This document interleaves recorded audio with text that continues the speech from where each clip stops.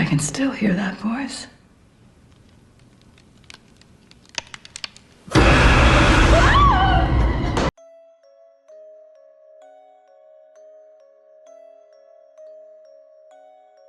Today, I've investigated multiple different film genres to speak on and left my favourite genre to elaborate on, which I will be doing today. Documentaries.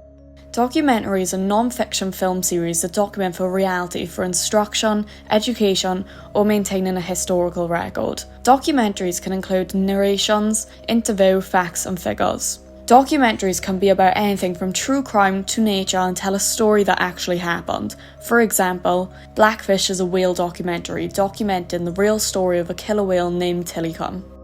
Adventure. The adventure genre typically revolves around the conquest and explorations of a character. Films like this will usually take place in exotic places. The genre usually presents some sort of danger or gives the reader a sense of excitement. Many people are enticed to the adventure genre by their desire to search for more in their lives, more intensity, more meaning, and sometimes more treasure. A good natural disaster adventure film is Twisters, as they go on a storm-chasing adventure and find themselves in dangerous predicaments. Indie. Indie film stands for independent film. An indie film is a film that's produced by independent entertainment companies and sometimes major companies. Independent films tend to have more creative freedom and flexibility in the production process. Indie films tend to give their audience the ability to offer something new and different compared to normal movies, such as The Florida Project, which highlights the realities of a childhood poverty in cinematic ways. Horror. The horror genre is a genre intended to scare, shock, and thrill its audience. The plot is meant to invoke some of our worst fears and are usually great at building tension and fear, keeping us engaged with the film we are watching. I've chosen the horror genre as it connects to me more by the way it manages to keep its audience terrified but still engaged, and the horror genre tends to display things I've never seen before. For example, different soundtrack score, extravagant camera angling, and realistic costuming. The horror genre is typically divided into subgenres such as psychological horror and supernatural horror. Another popular horror subgenre is slashers, which have gained popularity through franchises such as Scream and Halloween, which are classed as some of the best horror films. Why do people like gory, scary horror, may you ask? One of the main factors would be how horror can serve as a function where people can be scared knowing there is no actual danger.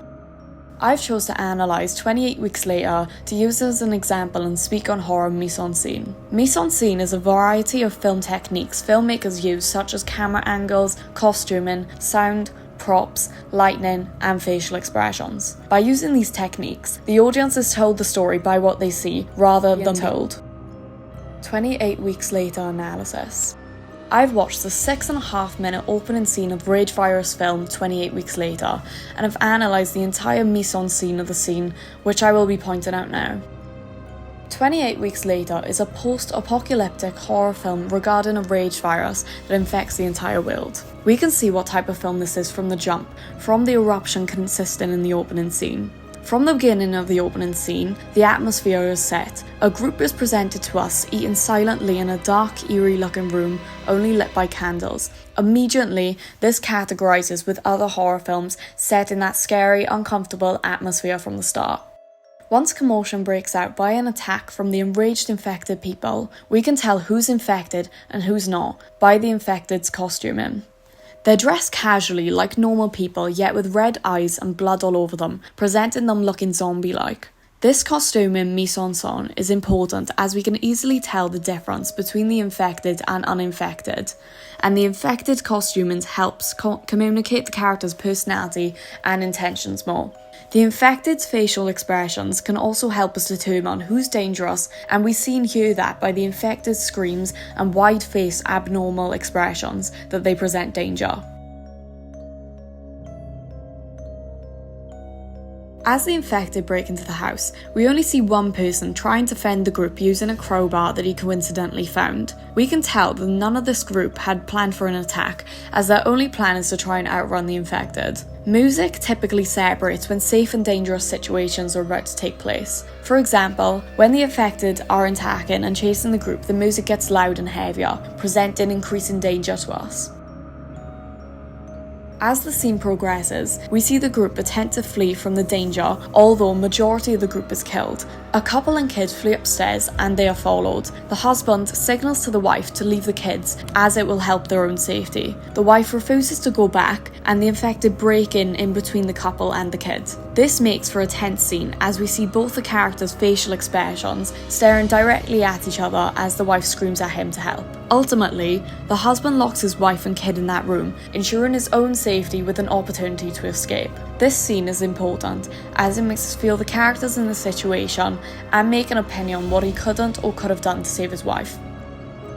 The husband escapes through a window and runs towards a river. As he's running, we get a close-up shot of the window of the room he left his wife in, and we get to see her. We see her still calling out to him, then she suddenly gets pulled out of window view by a supposed infected. This scene demonstrates an enigma code to us as it leaves us wondering, did she really get killed by her then, or not? This is because it's implied she's killed by an off-screen kill, but it's not confirmed. If you watch the entire film, you will see why it wasn't confirmed on camera. The husband continues to run away and we get, in my opinion, the best shots of the scene as we're given wide and side pan shots of the infected chasing the husband, and it really shows us how many are chasing him in different directions so we can feel the urgency of the situation that the character may be feeling. This scene made it feel realistic to us and can help us feel panicked, which is perfect for horror as they intend to make you feel fear and panicked. The husband manages to make it to the small river dock where one of the other survivors, Jacob, is trying to set off quickly. The husband gets on the boat and Jacob attempts to jump on with him and misses. The husband tries to give him a hand, but Jacob is dragged underneath the water by the infected. More infected attack the husband, but he manages to beat them off and eventually sail away after 6 minutes of non-stop chaos and adrenaline. The husband then is finally able to catch his breath and process what just happened. We get a last close-up shot of his face, showing his shocked, adrenaline-rushed expression, beginning to feel guilt for his wife as we see him look back at the window multiple times. Normally, zombie virus films will use the Romero rules to depict their zombies' characteristics. Yet this film goes against those rules. Rather than the slow-moving, afraid of fire and clumsy zombies, we get fast-moving, aggressive and almost unstoppable zombie-like people. This sets 28 Weeks Later apart from any other zombie horror films, and rightfully so, as 28 Weeks Later depicts their culprits as a virus that's turned them to zombie-like characteristics. Therefore, they are still alive, only infected with the uncurable, aggressive virus.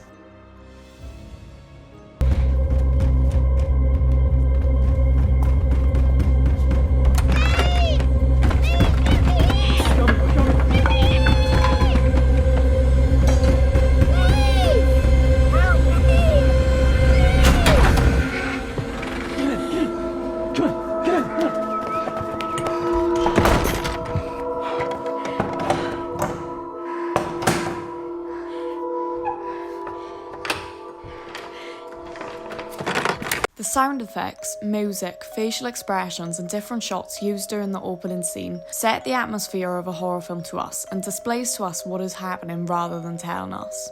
The dark lighting throughout the start is used smartly as it can build a sense of dread and fear into the viewer. In conclusion to all of this, horror films are intended to inflict a sense of tension, anxiety and terror to the viewer. Mise-en-scene is used in all horror in specific ways to make the viewer uncomfortable, like some of the mise-en-scene points I've recently talked about. Thank you for listening to my analysis on the horror genre.